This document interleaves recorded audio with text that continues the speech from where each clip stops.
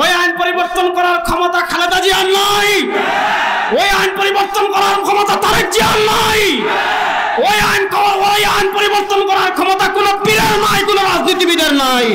এই বাংলাদেশের বয়স 54 বছর হয়েছে। আমরা ব্রিটিশের আজাদির থেকে মুক্তি পাওয়ার 70 বছরের অধিক হয়ে গিয়েছে। পাকিস্তানের করাল গ্রাস থেকে মুক্তি পাওয়ার 54 বছর হয়ে গিয়েছে। এই 54 বছর বাংলাদেশ চলেছে ব্রিটিশের আইনে। ব্রিটিশের আইনে 54 বছর যারা বাংলাদেশ চালিয়েছে, যারা চালিয়েছে তারাও ব্যর্থ হয়েছে, যে আইনে চালিয়েছে সেই আইনও ব্যর্থ হয়েছে। ব্রিটিশের বিচার ব্যবস্থা দিয়ে, ব্রিটিশের আইন দিয়ে 54 বছর বাংলাদেশ পরিচালনা করেছেন।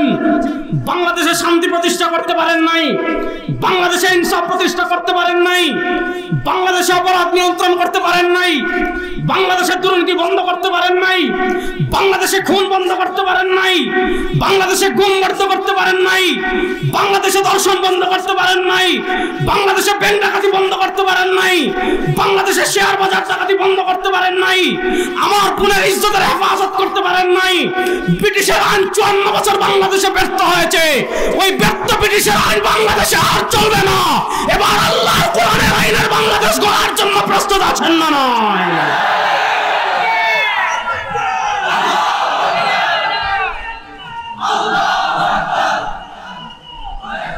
ভালো করে বুঝেন, বাংলাদেশের সব কিছুর খেলা শেষ হয়ে গিয়েছে। 54 বছরের বাংলাদেশ আমরা দেখেছি, এক একজন মানুষ 57-58 হাজার কোটি টাকা চুরি করেছে। যে আইনে একজন মানুষ 57,000 কোটি টাকা চুরি করতে পারে, এই আইন বাংলাদেশে আর চান? কারা কারা চান না দেখে হাত তুলেন তো। যে আইনে 57,000 কোটি টাকা চুরি হয়েছে, ব্যাংক চুরি হয়েছে, শেয়ার বাজার চুরি হয়েছে, খালে লাশ পাওয়া যায়, নদীতে লাশ পাওয়া যায়, গাড়িতে লাশ পাওয়া যায়, পাহাড়ে লাশ পাওয়া যায়, যে আইনে এই দেশের মানুষের নিরাপত্তা নাই, ওই আইন বাংলাদেশে আর চলবে না। ব্রিটিশের আইন 7 নদী 7 সমুদ্র 13 নদীর ওপারে পাঠিয়ে ইনশাআল্লাহ আমার তারুণ্যকে বলবো, এবার দীপ্ত শপথ নেন, আল্লাহর কোরআনের আইন বাংলাদেশে প্রতিষ্ঠা করবো ইনশাআল্লাহ। ইনশাআল্লাহ বলেন। ভাই হিসাব খুব সহজ, আমি অনেক জায়গায় আমার বক্তৃতায় বলি, ভাই গত 100 বছর মাইর খাইছি ভাই, দুনিয়ায় কম খাই নাই।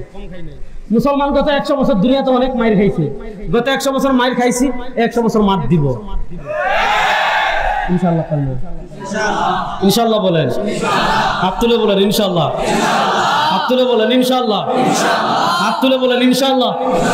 গত 100 বছর মার খেয়েছি, 100 বছর মার দিব ইনশাআল্লাহ। গত 100 বছর পৃথিবীর প্রান্তে প্রান্তে মুসলমানদেরকে তারা পরাজিত করেছে। এই শতাব্দীতে ইসলামের বিজয়কে কেউ দাবায় রাখতে পারবে না ইনশাআল্লাহ। এই শতাব্দীতে ইসলামের বিজয়কে তো নুরা শুরু হয়েছে আফগানিস্তান থেকে।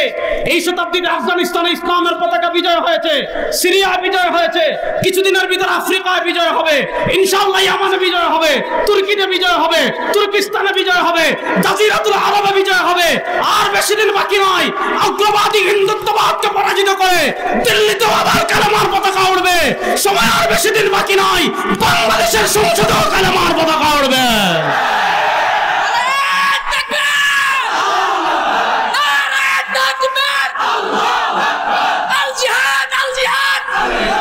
শুনেন, এই শতাব্দী আমাদের বদলানোর শতাব্দী।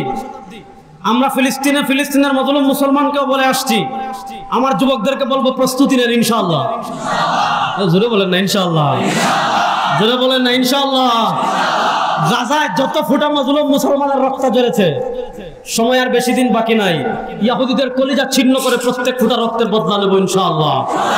এই শতাব্দীতে বাইতুল মাকদিস বিজয় হবে ইনশাআল্লাহ। এই শতাব্দীতে গাজায় আবার ইসলামের পতাকা উড্ডীন হবে ইনশাআল্লাহ। এই শতাব্দীতে বাংলাদেশে ইসলামের পতাকাকে উড্ডীন করার জন্য গণতন্ত্র দেখেছেন, ধর্মনিরপেক্ষতা দেখেছেন, সব তন্ত্রমন্ত্রকে পায়ের তলায় পিষ্ট করে ইসলামের বাংলাদেশ, আল্লাহর কোরআনের বাংলাদেশ গড়ার জন্য প্রস্তুত আছেন না ইনশাআল্লাহ।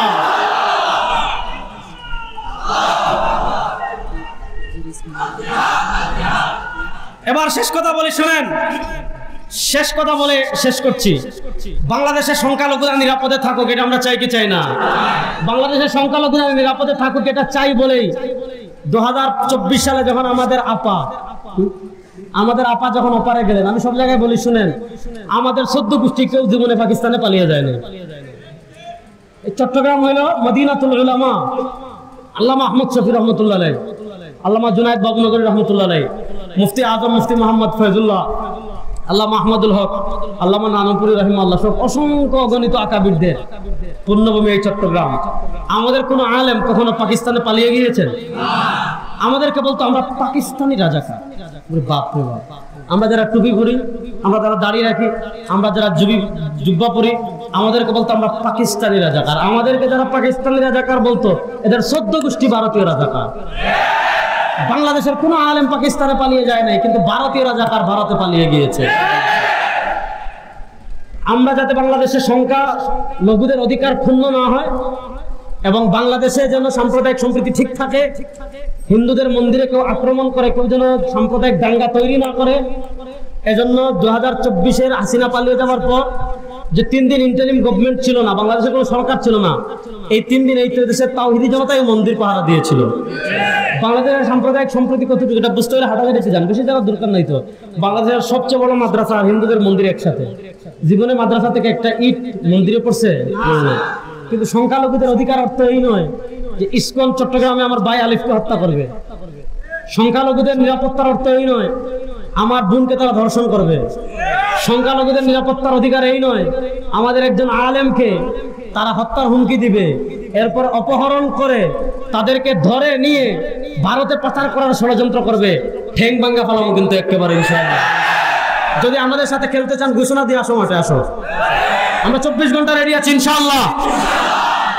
ইন্টারিম গভর্নমেন্টকে আমরা স্পষ্ট ভাষায় বলবো এই ইসকনেরা ভারতের দালাল, এরা আমাদের মানচিত্র বিরোধী, আমাদের স্বাধীনতা বিরোধী, এরা আমাদের দেশে ফ্যাসিবাদকে আবার পুনর্জাগরণ করতে চায়। এজন্য চিন্ময় মিত্রকে যেমন গ্রেফতার করেছেন, ওই ইসকনের সবগুলো হলো ভারতের দালাল। যারা এই দেশের মানচিত্র বিরোধী ষড়যন্ত্র করবে, ওই ইসকনের সন্ত্রাসীদেরকে গ্রেফতার করে আইনের আওতায় আনতে হবে।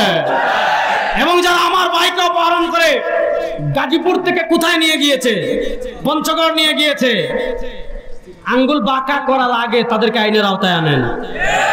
আমরা আঙ্গুল বাঁকা করলে শেখ হাসিনা ভারতের দালালি করেছিল এবং বলেছিল হাসিনা পালায় না, সবার আগে পালিয়ে গেছে। আমরা আঙ্গুল বাঁকা করলে শেখ হাসিনা যেমন ভারতের দালালি করে দিল্লিতে পালিয়ে গিয়েছে, ইসকন যদি বাংলাদেশে বাড়াবাড়ি করে ইসকনকে ভারতে পাঠিয়ে দেওয়া হবে, বাংলাদেশে জায়গা দেওয়া হবে না। দেখেন আপনারা হিজবুত তাহরিরকে নিষিদ্ধ করেছেন, উগ্রবাদী। আপনারা জেএমবি কে নিষিদ্ধ করেছেন, উগ্রবাদী। আপনারা হালকাতুল জিহাদকে নিষিদ্ধ করেছেন, উগ্রবাদী। ঠিক আছে, থ্যাংক ইউ। আপনারা এদেরকে যদি, মুসলমান সংগঠনকে যদি উগ্রবাদিতার কারণে নিষিদ্ধ করেন, ইসকন আপনাদের কোন দুলাভাই, এদেরকে নিষিদ্ধ করেন না? সুতরাং ইসকনকে বাংলাদেশে নিষিদ্ধ করতে হবে, এই দাবির সাথে একমত আছেন তো ইনশাআল্লাহ? ইসকনের কার্যক্রম বাংলাদেশে চলবে না, আর এই দাবিতে একমত আছেন তো ইনশাআল্লাহ? বাংলাদেশে আর ভারতের দালালি চলবে না, এই দাবিতে একমত আছেন তো ইনশাআল্লাহ? বাংলাদেশে আর দিল্লির আধিপত্যবাদ চলবে না, এই দাবির সাথে একমত আছেন তো ইনশাআল্লাহ? আমার তারুণ্যকে বলবো আপনারা প্রস্তুতি নেন। বাংলাদেশে আমরা দিল্লির আধিপত্যবাদকে পরাজিত করেছি, আবার যদি কেউ বাংলাদেশে বসে ভারতের দালালি করতে চায় তাদেরকে আমার বাড়ি পাঠিয়ে দেওয়ার জন্য প্রস্তুত থাকবেন তো ইনশাআল্লাহ? কিন্তু যে আইন আল্লাহ কোরআনে দিয়ে দিয়েছেন, ওই আইন পরিবর্তন করে বিকল্প আইন দেওয়ার অধিকার দুনিয়ার কোন রাজা বাদশার নাই। ওই আইন পরিবর্তন করার ক্ষমতা খালেদা জিয়ার নাই, ওই আইন পরিবর্তন করার ক্ষমতা তারেক জিয়ার নাই, ওই আইন পরিবর্তন করার ক্ষমতা কোন পীরের নাই, কোন রাজনীতিবিদের নাই। স্পষ্ট ভাষায় বলি, আমরা বিশ্বাস করি আইন দেওয়ার মালিক একমাত্র